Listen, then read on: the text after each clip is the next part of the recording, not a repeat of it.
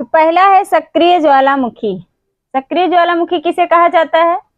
सक्रिय ज्वालामुखी वह होते हैं जिनके मुख से समय समय पर धूल, धुआं, गैसें, राख, चट्टान खंड आदि पदार्थ बाहर निकलते रहते हैं। ठीक है, इसके कुछ उदाहरण भी हैं। सिसिली में है माउंट एटना, भूमध्य सागर के लिपारी द्वीप का है स्ट्राम्बोली, और हवाई द्वीप का मोना लोआ।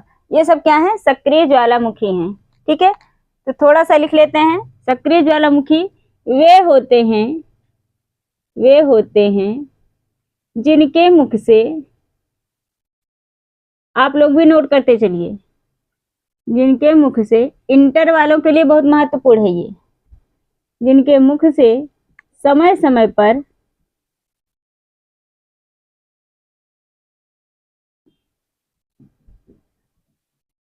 धूल, धुआं, वाष्प, गैसें,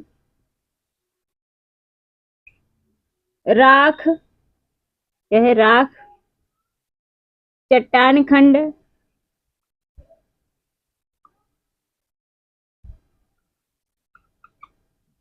लावा आदि पदार्थ बाहर निकलते रहते हैं। लावा आदि, ये सभी पदार्थ जो है बाहर निकलते रहते हैं। आदि पदार्थ बाहर निकलते रहते हैं।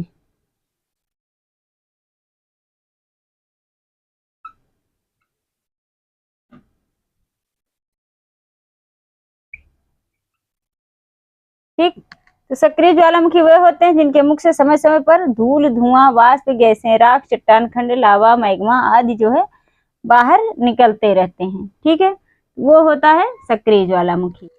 अगला पॉइंट है सिसिली में माउंट एटना। सिसिली में माउंट एटना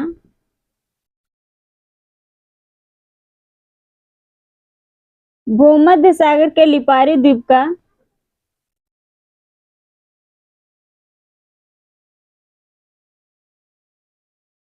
भूमध्य सागर के लिपारी द्वीप का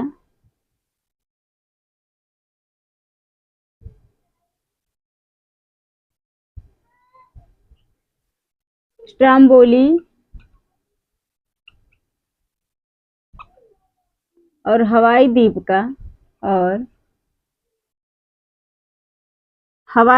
का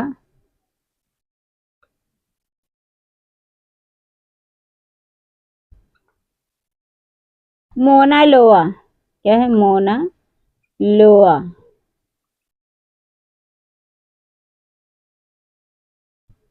तो ये सब क्या है? सक्रिय ज्वालामुखी हैं। ठीक है, और अगला पॉइंट है विश्व में सक्रिय ज्वालामुखियों की संख्या। विश्व में सक्रिय ज्वालामुखियों की संख्या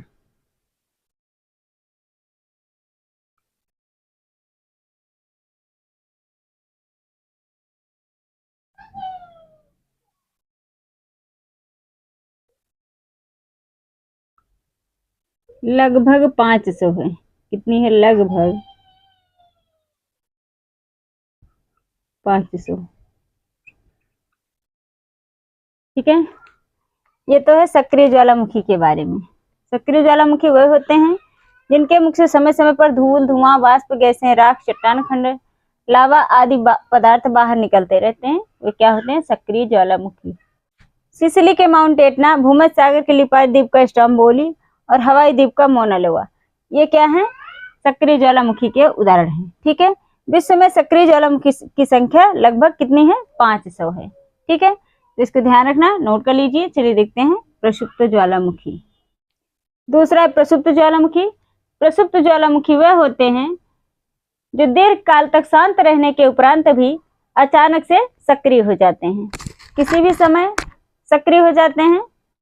इससे भी अपार जनधन की हानि होती है।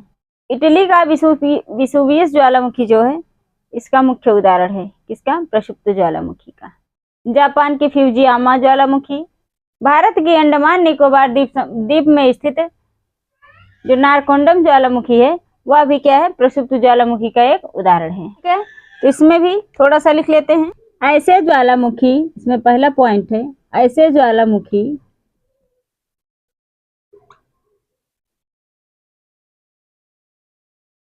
जहां पर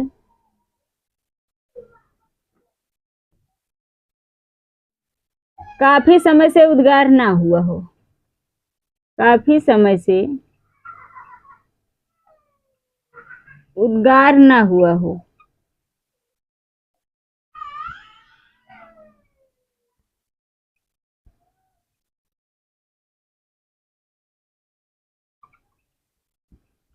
लेकिन कभी भी होने की संभावना हो, लेकिन कभी भी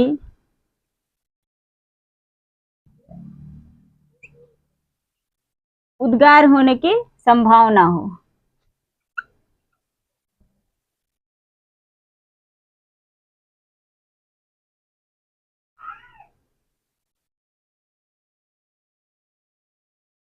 उद्गार होने की संभावना है।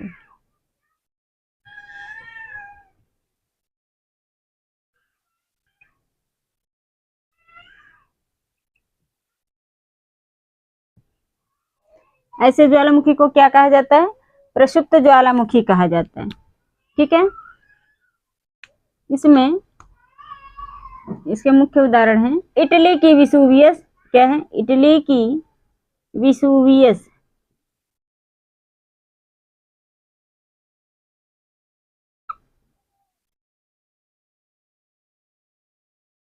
जापान की फ्यूजियामा,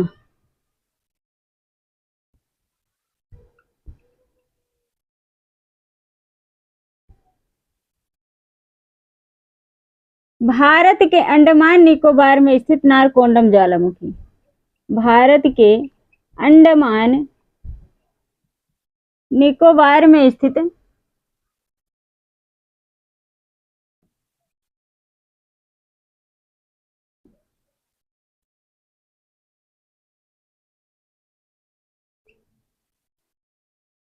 नारकोंडम ज्वालामुखी,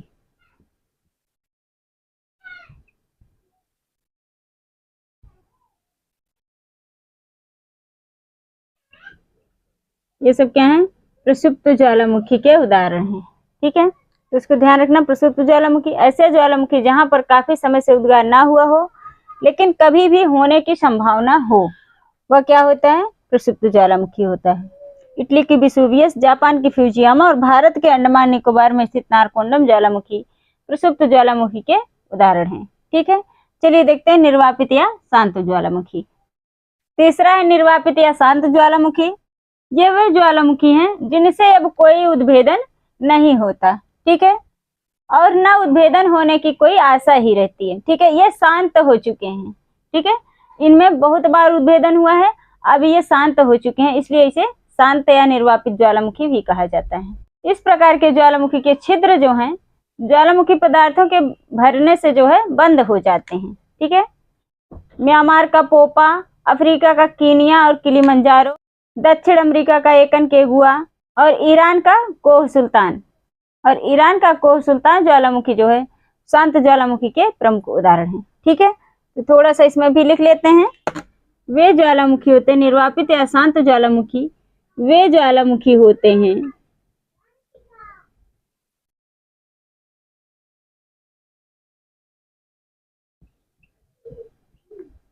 जिनसे जिनसे अब उद्भेदन नहीं होता, अब उद्भेदन नहीं होता,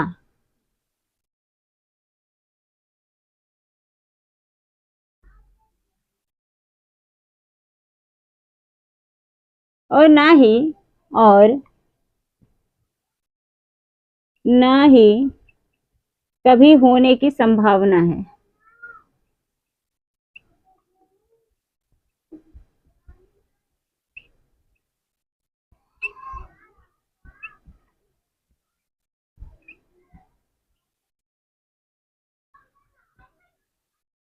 वे क्या होते हैं, निर्वापित या शांत ज्वालामुखी। अगला पॉइंट है दूसरा, इसके छिद्र ज्वालामुखी पदार्थों के भरने से बंद हो जाते हैं। इसके छिद्र ज्वालामुखी पदार्थों के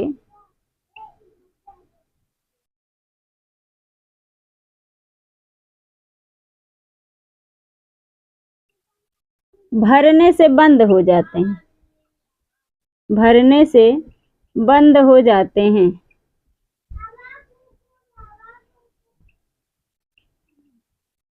अगला पॉइंट है म्यांमार की पोपा। क्या है? म्यांमार का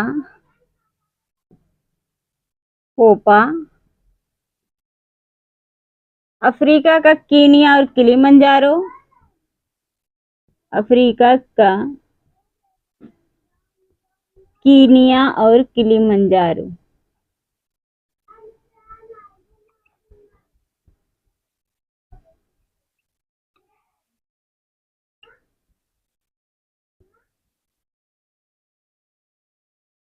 ईरान का कोह सुल्तान। क्या है? ईरान का कोह सुल्तान।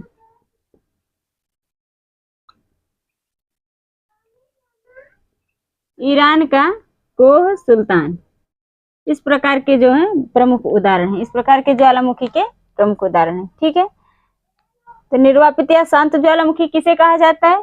ये वे ज्वालामुखी हैं जिनसे अब उद्भेदन नहीं होता और ना ही कभी उद्भेदन होने की संभावना है। ठीक है, इसके छिद्र जो हैं ज्वालामुखी पदार्थों के भरने से बंद हो जाते हैं। ठीक है, जब उद्भेदन बंद हो जाता है, उद्भेदन नहीं होता है, तो जो ज्वालामुखी का छिद्र होता है वह उसी के पदार्थों से जो है, जो उसमें से लावा मैग्मा निकलते हैं, उससे भर करके बंद हो जाते हैं। ठीक है, और यह क्या होता है? एकदम से बंद हो जाता है हमेशा के लिए। इसके प्रमुख उदाहरण है म्यांमार का पोपा, अफ्रीका का कीनिया और किलिमंजारो, ईरान का कोह सुल्तान। ये सभी ज्वालामुखी जो हैं या निर्वापित या शांत ज्वालामुखी के प्रमुख उदाहरण हैं। ठीक है बच्चों, आशा है कि वीडियो पसंद आया होगा। अगर पसंद आया है तो इसे लाइक करें, शेयर करें और चैनल को सब्सक्राइब करें। बेल आइकन को भी प्रेस करें ताकि आने वाली वीडियो की नोटिफिकेशन आप लोगों को मिलती रहे। तो बच्चों, क्लास कैसी लगी कमेंट करके जरूर बताएं। देखो, इंटर वालों के लिए ये बहुत महत्वपूर्ण क्लास है। ठीक है, इसको ज्यादा से ज्यादा शेयर करें और खुद भी पढ़ें, औरों को भी पढ़ने के लिए शेयर करें। ठीक है, तो आज के लिए इतना ही, मिलते हैं नेक्स्ट क्लास में। इसके आगे हम लोग पढ़ेंगे उद्भेदन के प्रकार। अभी हम लोग पढ़ रहे थे ज्वालामुखी के प्रकार, नेक्स्ट क्लास में हम लोग पढ़ेंगे उद्भेदन के प्रकार। ठीक है, तो आज के लिए इतना ही, मिलते हैं नेक्स्ट क्लास में।